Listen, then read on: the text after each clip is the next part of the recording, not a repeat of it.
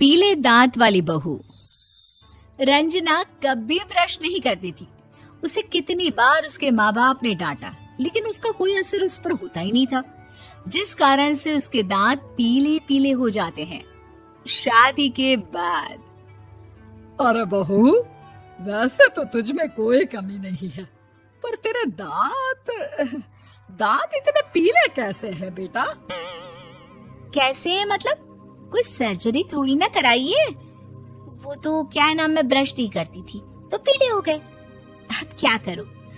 आप कहे तो लाल करवा लूं या फिर काले? यार ये क्या है, क्यों माँ से लड़ रही हो? लड़ रही हूँ? अरे मैं लड़ रही हूँ या ये बोल रही है कि दांत पीले हैं, पीले। अरे तपस्या थोड़ी ना की है इन्हें पीले करने के लिए। बकायदा ब्रश नहीं किया है 20 साल तक, तब जाकर। छी, कैसी बात कर रही हो? ये उस वक्त तो पीले नहीं थे जब हम लोग तुम्हें देखने आए थे। अरे तब साफ करवा लिया होगा डेंटिस्ट के पास जाकर। अब देखो कैसे पीले पीले लग रहे हैं। रंजना सास की तरफ गुस्से से देखती है। फिर शुरू हो गई पीले पीले पीले। अरे पीले तो तब भी थे जब मेरे हाथ का रसगुल्ला उड़ा उड़ा कर खा रही थी और बोल रही थी, लड़की नहीं गुणों का खजाना दे रहे भाई साहब आप। खैर, अब वो लोग करते भी तो क्या करते, पीले दांत वाली बहू पल्ले पड़ी थी तो झेलना तो था ही। एक दिन कीर्तन में रंजना गाना गा रही थी। अरे कमला बहन, माँ का द्वार है, यहाँ तो सब शुद्ध होकर आते हैं, फिर अपनी बहू को ब्रश भी नहीं करवाती तुम। दूर से पीले पीले दांत भक्ति में बाधा उत्पन्न कर रहे हैं। अरे कोई 2 साल के बच्चे थोड़ी ना लेकर आई हूँ मैं बहू बनाकर। अच्छी खासी लड़की है, अरे कैसे करवाऊं ब्रश? ये तो उसे खुद करना चाहिए ना। अब माँ बाप तो इसके जैसे तैसे निपटा दिए, ये नहीं सोचा कि सास कैसे संभालेगी।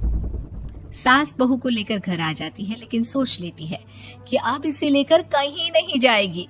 अगले रोज बहू कहती है, अरे क्या हो गया, मंदिर नहीं जाना क्या? कीर्तन का वक्त हो रहा है। मेरी मधुर वाणी से कान्हा जी जागते हैं और सोते हैं। आप तो जानती है ना उनकी भक्ति में कितना मन लगता है मेरा। वो क्या है ना, तबीयत ठीक नहीं लग रही है मेरी, आराम करूंगी मैं। तबीयत ठीक नहीं लग रही? अभी तो मिथुन के गाने पर नाच रही थी आप, और अब बोल रही है कि तबीयत ठीक नहीं लग रही। अरे भक्ति में मन लगा लो सासू माँ, ऊपर जाना है, क्या मुंह दिखाओगी आप? हाँ? सास को बहू की बात पर गुस्सा आ जाता है। मैं क्या मुंह दिखाऊंगी, इसकी चिंता तो ना कर, समझी?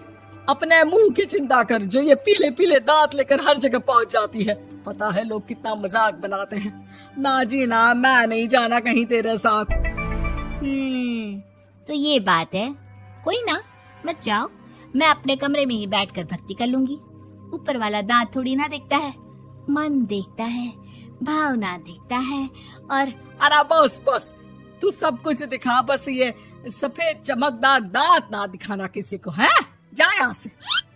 बहू को सास की बात का कोई फर्क नहीं पड़ता। वो तो जैसी थी वैसी ही रह जाती है। सुबह नहाकर किचन में खाना बनाना, फिर खाना खाना, कीर्तन भजन करना और सो जाना। एक दिन, माँ जी मैं सहेली के घर जा रही हूँ, शाम को लेट आऊंगी। हाँ, तो जाना, मैंने कौन सा तेरी आरती करनी है घर पर बैठकर। रंजना सहेली के घर जाती है, जहाँ वो पार्टी में जाने की तैयारी कर रही होती है। अरे शिखा, कहाँ जाने की तैयारी कर रही है? मैं गलत वक्त पर आ गई क्या? अरे नहीं यार, उल्टा सही वक्त पर आई है। मैंने ये साड़ी और ज्वेलरी निकाली है यार, शाम को इनके ऑफिस की एक पार्टी में जाना है। बताना कैसा लग रहा है ये सब? नहीं यार, इस ड्रेस के साथ तो वो वाली ज्वेलरी अच्छी लगेगी। हाँ, सही बोल रही है, मैंने ध्यान ही नहीं दिया। वैसे तो हमेशा से मस्त फैशन सेंस रखती है। तो बड़ा जाती होगी ना पति के साथ पार्टी में।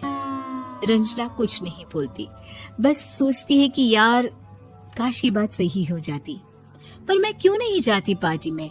क्या इन लोगों की कोई पार्टी होती नहीं होगी?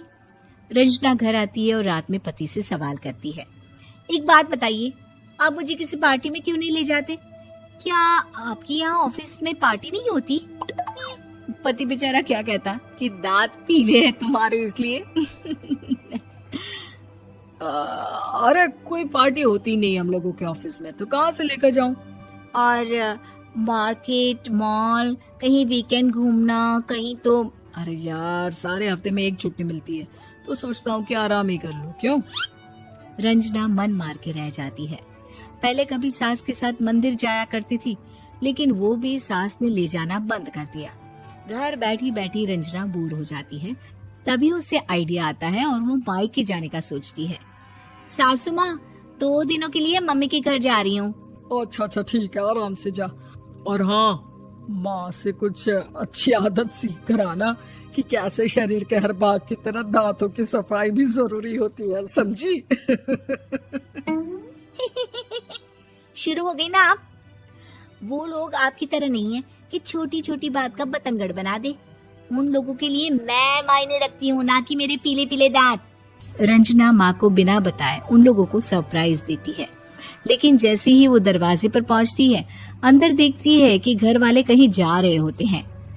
अब माँ, काश रंजना दीदी के दांतों वाली प्रॉब्लम नहीं होती, तो वो भी हम लोगों के साथ चलती ना बुआ जी की बेटी की शादी में। हाँ बेटा, लेकिन अब उसे कौन समझाए कि उसको उसके पीले दांत नहीं दिखते, लेकिन उसके आसपास के लोगों को कितना एम्बैरेसिंग फील कराते हैं। मुझे तो कितनी बार उसके स्कूल की टीचर ने शिकायत की कि उसके साथ कोई लड़की बैठना भी नहीं चाहती, और ना ही कॉलेज में कोई उससे बात करना चाहता था। लेकिन पता नहीं क्यों उसे ये बात समझ में ही नहीं आती। कोई कमी नहीं है उस लड़की में, बस यही कि दांत पीले हैं। वो तो भला हो जीजाजी और उनकी माँ का, जो दीदी को जैसी है वैसे ही रखा हुआ है। रंजना को अपने घर वालों की बात सुनकर बहुत दुख होता है। वो सोचती है कि वो क्या करे, लेकिन फिर वो सीधा डेंटिस्ट के पास जाती है, अपने दांत चमकाती है और कसम खाती है कि वो रोज ब्रश करेगी। अरे क्या हो गया? तुम तो 2 दिनों के लिए गई थी ना, पर कोई ना, अच्छा है, चलो आ गई तो। रंजना सास के सामने आकर खड़ी हो जाती है और पूरी स्माइल करती है, उसके चमकदार दांतों को दिखाती हुई। है? चले मंदिर। माँ, मुझे माफ कर दीजिए, मैंने आप लोगों को बहुत एम्बैरेसिंग फील करवाया। मैं आज से रोज ब्रश करूंगी।